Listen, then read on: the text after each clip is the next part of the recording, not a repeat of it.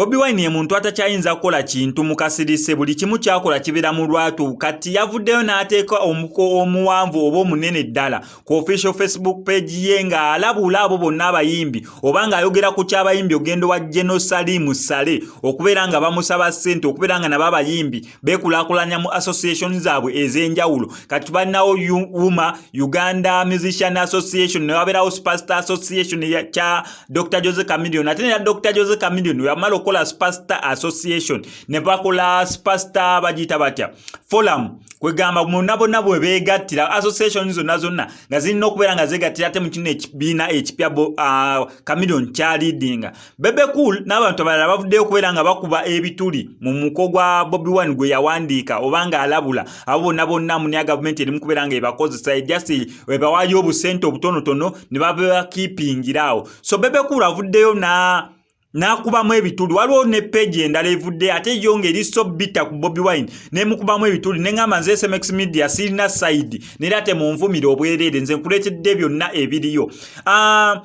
Bebe Cool yagamba ekisookera ddala abayimbi bonna tebagenda ku meeting ya Jenosalimu Sale wabula only the chief coordinators aba Operation Wealth Creation be bagendayo nekyanagamba bwe bamumiitingira sinti okubeera nga basaba busabi nga bo bayimbi wabula n'abayimbi balina right okuclaiminga ku sente za Operation Wealth Creation as the art industry ndowooza ekyo kitegerekese bulungi nnyo nagamba munne bulijjo neyo sente ziyitira mu UNCC /F Uganda National Culture Center oba Uganda National Culture Forum eyo no etwala abayimbi bonna oba art industry gwe nawe nekiyiye poem music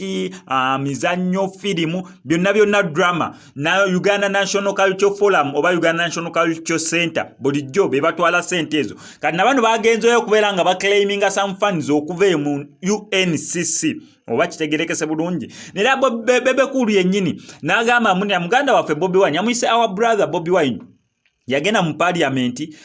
ebbanga lyonna yamalayo mu parliament wadde yagendayo mu parliament ng'already yatambuddeko dda mukijjukira bulungi mu Bobi Wine yagenda ogenda mu parliament yagendera wamu ne banne wabula yagenda leeto wabeera muyizi yagenda ku ssomero nga ttamu yatandika dda kubanga oli yamala funamu buzibu ne bamugyayo mu parliament then okubeera nga bamureplacinga baddamu ne bakuba akalulu ka by election Bobi Wine awo n'ayitawo n'agenda n'atandikira okubeera nga akiikirira abantu b'ekyaddondo East yagambye ebbanga lyamalayo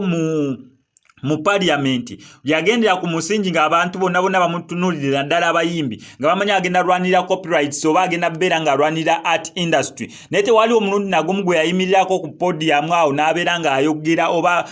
aleeta etteeka oba awaayo submission ku kintu kyonna ekiyamba music industry at large wabula ate ndi page endala yosaga yagendera nnyo ku bintu byayo kubanga ate yavuddeyo ng'alinga oba ali biased kubanga agambye lwaki Bobi Wine yasoose kugamba ba opposition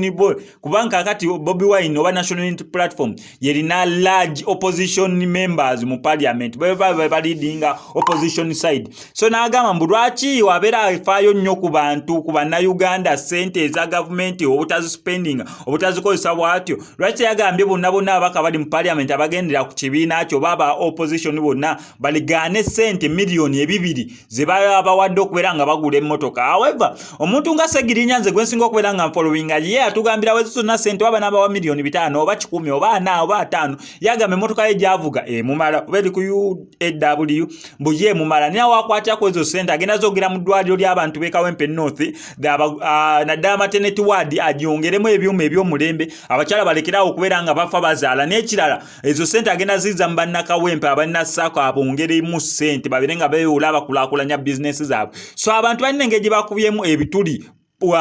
omuko gwa Bobi Wine gwe yawandiise sinagukubamu bituli kale balina engeri gye barespondinze negatively ku Bobi Wine kye yakoze okubeera nga avumirira abayimbi okubeera nga bagenda eggulu okumiitinga Jenosalimu Sale ate ye Bebe Cool n'akomekeza ng'agamba bulijjo abantu bagenda wa Jenosalimu Sale okubeera nga bafuna ssente abayimbi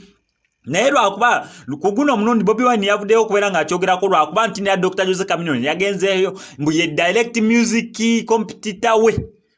Bebe Cool lwati yakiwandiise mbu ye direct music competitor we so yensonga lwaki yavuddeyo okubeera nga akiwandiikako oba nga akivumirira naye no updates zonna ngenda beera asigala nga nzikuwa gwe kyolina okukola kiri simple kubeera ng'osubscribinga no ku SMX Media tujja kubeera nga omisinga updates zonna side nze nzikuwa nga bwe zibeera zizze amanya ddoboozi bamutemu SMX representing straight out SMX Media I sign out.